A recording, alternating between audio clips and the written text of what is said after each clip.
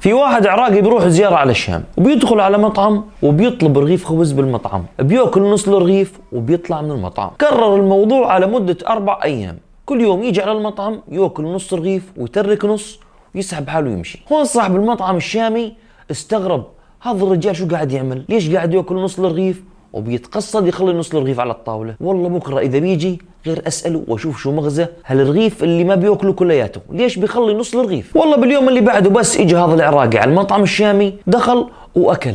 قبل ما يطلع إجا صاحب المطعم الشامي قال والله غير أروح أسأله. راح لعنده وسلم عليه، بعد ما قال له السلام عليكم قال له بدي أعرف ليش بتخلي نص رغيف الخبز وما بتاكله كامل، بتدشره على الطاولة وبتمشي. انت من وين طيب؟ قال له انا من العراق ومن بغداد بالتحديد، ودرت كل بلدان العالم وما شفت بلد اللي بيحفظ الخبز والملح، واني باكل نص الرغيف وما لقيتش حدا يستاهل انه ياكل نص الرغيف الثاني. لما سمع كلامه هذا الشامي قال له معناته انت اليوم معزوم عندي على الغداء بالبيت. اخذه معاه وراح على البيت. الشامي كان قاعد عايش مع امه وعايش مع بنت عمه اللي ابوها متوفي، وكان يحبها بشكل جنوني وكان على وشك زواج. والله العراقي دخل معاهم على البيت، عرفوا على امه وعرفوا على بنت عمه المتوفي. لما شاف البنت عجبته كثير مثل يلي انفتن فيها. المهم بعد ما اكلوا وخلصوا اجى العراقي طلب من الشامي طلب، قال له بستحلفك بالخبز والملح يلي بيناتنا اني اطلبك طلب وما تردني خايب. اجى الشامي قال له ابشر، اذا طلبك بقدر انفذه والله ما راح اخجلك. اجى العراقي شو قال له؟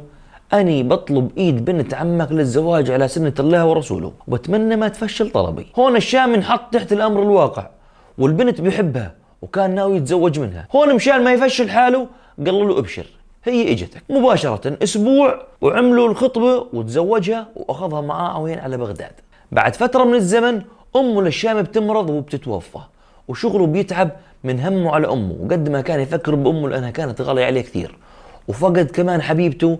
هون زاد الطين بلة وبطل يشتغل وصارت حالته بالويل. قام هذا الرجال باع المطعم تبعه وصار يصرف على حاله من ثمن المطعم، يعني ياكل ويشرب من ثمن المطعم لحتى ما ظل معاه حق أكل أبدا. هون هذا الرجال قرر أنه يسافر على وين؟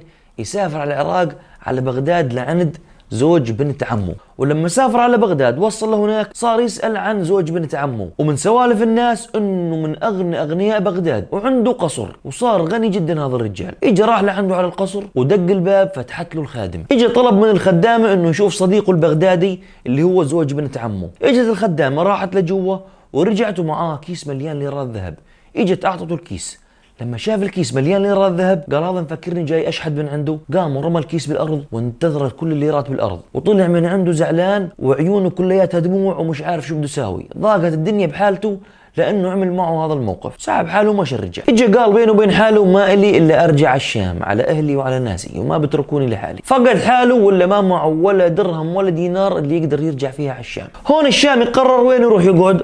قرر يقعد بالجامع مضيها على صلاة ودعاء. إن حدا جاب له أكل. بيوم من الأيام بيجي رجال كبير بالسن على المسجد بيسأله بيقول له أنا شايفك كأنك غريب بلاد، ممكن تحكي لي قصتك؟ قام الشامي حكى قصته لهذا الرجال الكبير بالسن. إجا هذا الرجال عرض عليه قال له شو رأيك تشتغل معي بالتجارة؟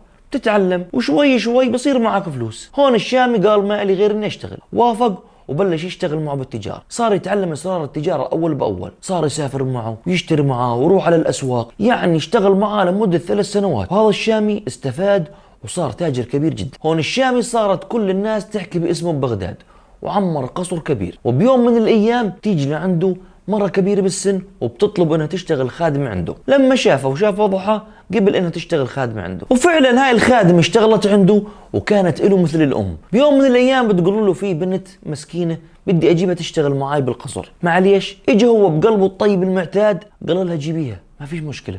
اجت هاي البنت وصارت تشتغل معها بالقصر. فهاي المرة الكبيرة صارت تلبسها تزينها لحتى تلفت نظر مين؟ تلفت نظر الشامي. شافها الشامي وحبها للبنت على قد ما هي جويدة، على قد ما هي جميلة. اجى طلبها للزواج. اجت هاي المرة قالت له ما في مشكلة من زوجك اياها. اجت المرة الكبيرة رتبت له حفل كبير جدا واستدعى عليه كبار تجار بغداد. وبيوم الحفل الكبير مين بيجي لعنده؟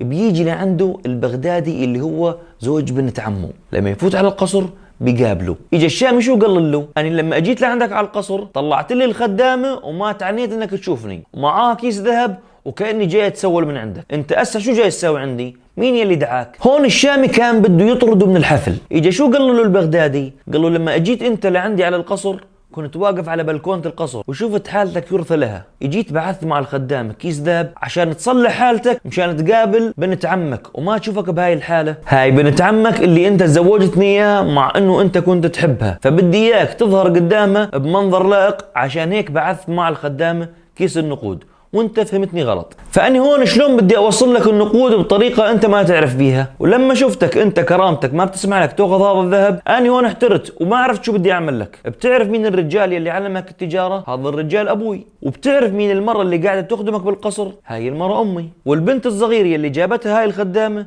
هي اختي، وانا اليوم جاي احضر عرس اختي. اجى هذا البغدادي نادى لزوجته اللي هي بنت عمه للشامي، ونادى كمان لمين؟ نادى لاخته اللي هي زوجته للشامي، وقعدوا كلياتهم على الطاولة. اجى البغدادي طلع من جيبته نص رغيف خبز وصار يقسمه على كل الموجودين، قال لهم اكلوا وتهنوا، هذا هو الخبز والملح والزيت. ومن الاخلاق الحميدة انه ما نرمي حجر بالبير اللي بنشرب منه. واحنا بهذا الزمن وبهذا العصر قديش بحاجة ناس يحفظوا خبزنا وملحنا وزادنا.